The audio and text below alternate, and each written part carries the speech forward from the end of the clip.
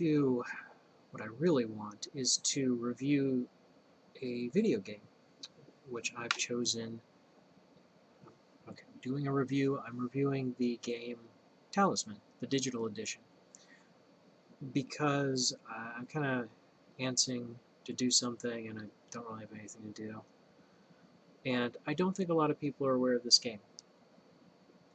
So we're going to do this, see how it works out. This one is going to require a little bit of explanation. Also, I'm not sure quite how to do this. I've never done a video game review. Let's start at the beginning. Talisman is a board game. It was printed by Fantasy Flight Games, I believe, back in the 1980s, 1980 something, probably 3, 2, somewhere in that neighborhood. It's been around a long-ass time.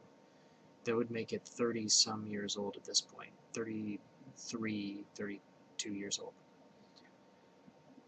Talisman is the board game. Let's start there. Talisman, the board game, is an odd combination of a pen and paper role-playing game.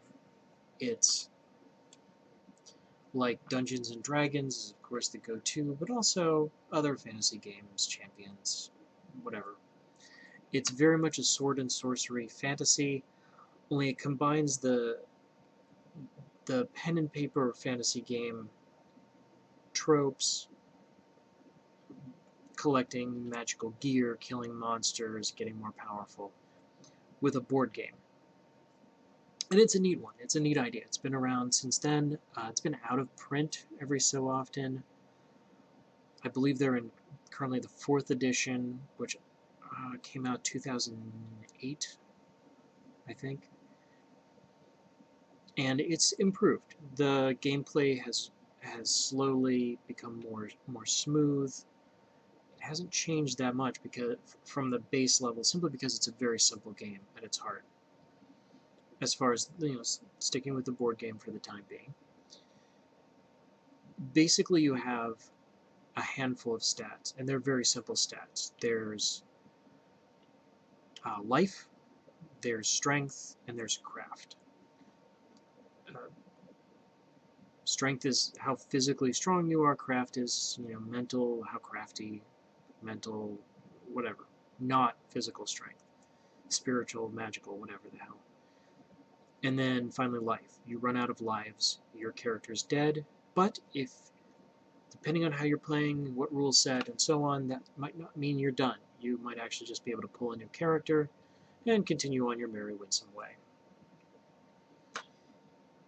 What else? You have little things like fate, gold, you can run into shops or caravans or things like that, buy stuff. You run around and fight monsters. It's a neat little game. What else is there to say as far as just the physical board game before moving into the digital edition, which is what we're talking about, Talisman, the digital edition. The adventures themselves are pretty straightforward. It's, you land on a monster, you fight a monster, you land on treasure, you pick up the treasure, assuming it isn't some sort of treasure you can't pick up. Specifics vary from character to character, from item to item. There's endless variations even within that simple framework, and that's kind of what's cool about it.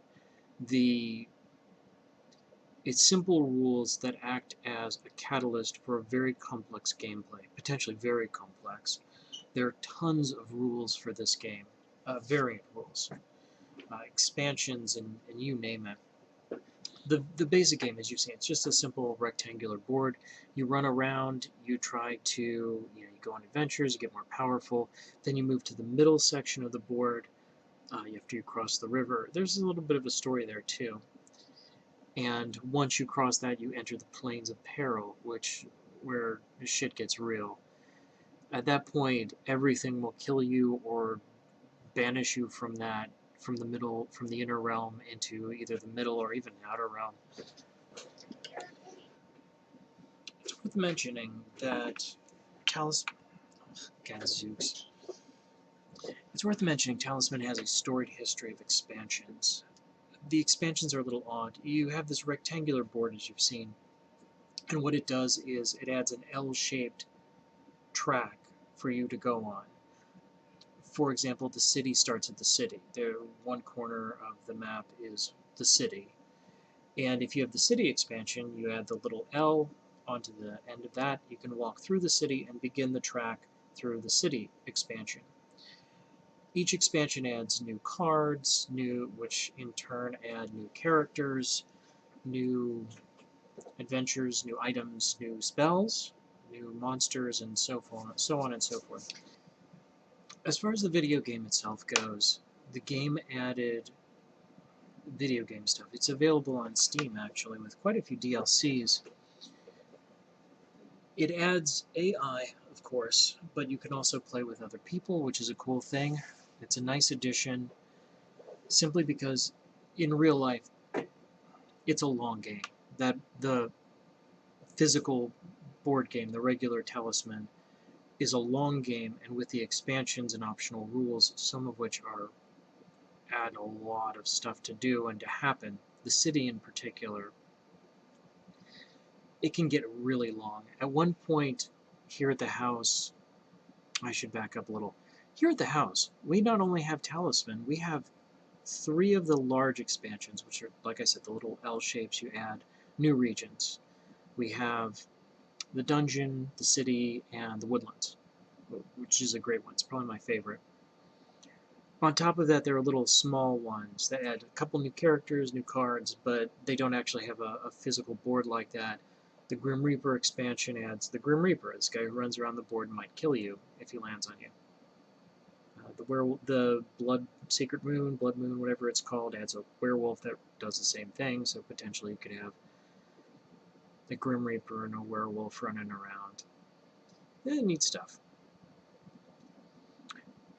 But the problem is if you play with everything, and we did at one point, it took, I think, 11 hours to play a finished game, and it kind of got to that point where it's like, I'm not sure the person who won so much as everyone else kind of quit, like just surrendered, just admitted defeat. It can potentially be a very, very long game. That's why I kind of got into digital edition. A friend of mine, one of my housemates, was eager to play it, but we could only play it when all of us were available at the same time, so she started playing the digital edition to learn the rules, which is great for doing. If you want to play the board game, one good way to get a primer into that game is to just play the digital edition. It's fun as hell.